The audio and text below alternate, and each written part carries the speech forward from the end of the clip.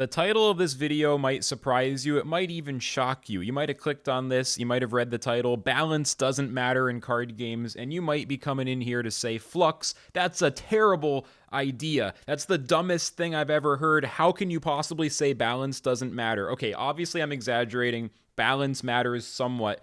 But in this video, what I want to do is convince you that balancing your game is not actually very important when it comes to growing a new card game. When you have a game that is trying to go from 0 to 1 or from 1,000 to 1,000,000, like the balance of the game for high level competitive play in particular is actually really not that important at all. So I know that sounds crazy, but I think in the next like 8 minutes, I'm going to convince you. I really think I am. So let's go. Most card game sweats, which are usually like the content creators, the tournament players, all the people who talk about games the loudest, they're usually hyper obsessed with balance. Sweats are obsessed with balancing games because they want the game to be immaculately balanced for competitive play. But when it comes to new card games, trying to grow a game from the ground up, historically, balance is not the most important thing at all. I'm going to give historical examples and then a recent example. Historically, Magic the Gathering. I haven't bothered to pull up all the pictures of the cards. You've seen them a million times if you're into card games. But the first set of Magic, the first few sets, are famously broken. The best example being whatever that card is that I believe costs 2 energy and gives you an extra turn. So pay 2, get an extra turn. That's ridiculous. But there's a million cards in the base set that are broken in Magic. You can Google, most broken Magic cards. You'll probably see some examples. Another good example is Pokemon trading card game. Professor Bill, Professor Oak. Draw 2 for free, or with Oak, discard your hand and draw 7 at no cost. The Pokemon base set has some really, really silly cards that would never see inclusion in a set today because everyone would agree those things are ridiculously broken. I don't have time to do a deep dive, but if you go look on YouTube, you'll see lots of examples of how these early sets, I'm guessing Yu-Gi-Oh! Was not very well balanced either, and that's because they were figuring it out for the first time, of course. I mean, how can you balance it when there weren't any professional card game players yet? I mean, there was poker players and stuff, but Magic kind of invented this stuff, and Pokemon came relatively soon thereafter in these other games. So old historical games that became the biggest card games of all time, their early sets are tremendously broken. But a recent example, I think, is even better. Marvel Snap. Everyone in card games knows that Marvel Snap is the big success story of the last few years. Arguably, it's the biggest, most successful, most innovative card game digitally since Hearthstone. It's kind of hard to think of anything else other than Marvel Snap that's had anywhere near the impact as that early original Hearthstone launch when everyone was freaking out about it. Even to the point where there's been a whole new class of professional streamers that have built themselves on Marvel Snap, just like Hearthstone. Did Marvel Snap succeed because it's the most balanced? Is that why it succeeded?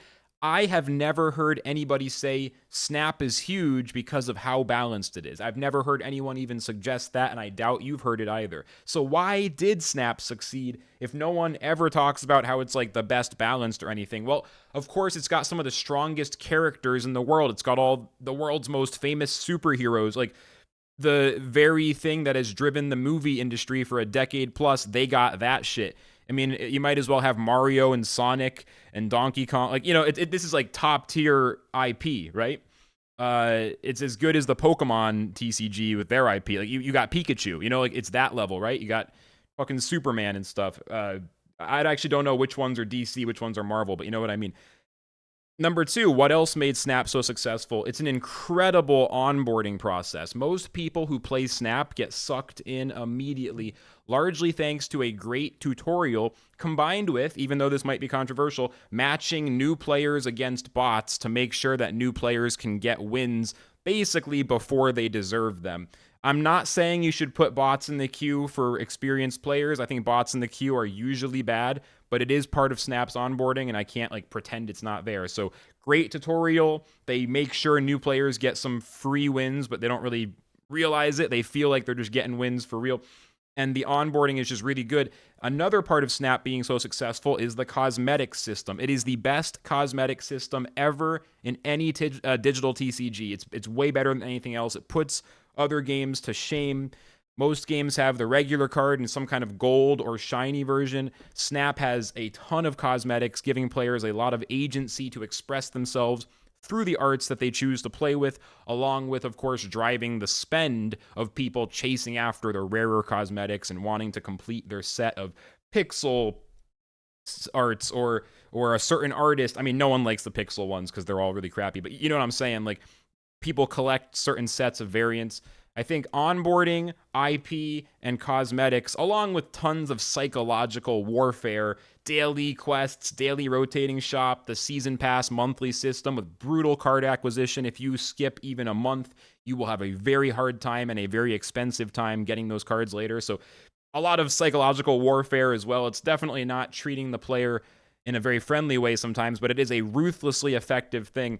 All that stuff is why Marvel Snap succeeded, and none of that has anything to do with the balance. Of course, if a game's balance is atrocious beyond belief, it could probably kill a game if everything is just losing to one deck that's completely overpowered. I mean, maybe, but even then, I don't really know. It's just not really a huge factor.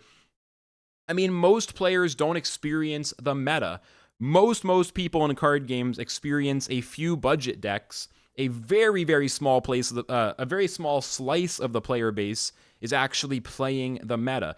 Trading card games, most people don't have anywhere close to all the competitive cards. I mean, card games or these games with the booster packs, they're built on gambling, and only people who have a lot of recreational income can even begin to afford competitive play, with a few exceptional cases for the greatest competitors of all time who, you know, this guy started out with nothing and he won a tournament with a starter deck. Like, okay, but the exceptions are exceptional. Almost everybody can't afford that shit and isn't gonna just like bootstrap their way to the top. Card games are expensive. Most people are not experiencing the meta, so the competitive players are complaining about something that 99% of players will never experience. Of course, I want balance to be good, but it's just not a factor in growing a young card game. For one thing, it's easy to fix later on. If you have a standard format and cards rotate out, you're naturally going to rotate out all of the less balanced cards, and over time you can have more balanced sets as your game grows, and you can afford to invest more in people who specialize in card design and balancing games. Balance patches are also a thing. If you have a bad balance at the start of a set, you can always make adjustments.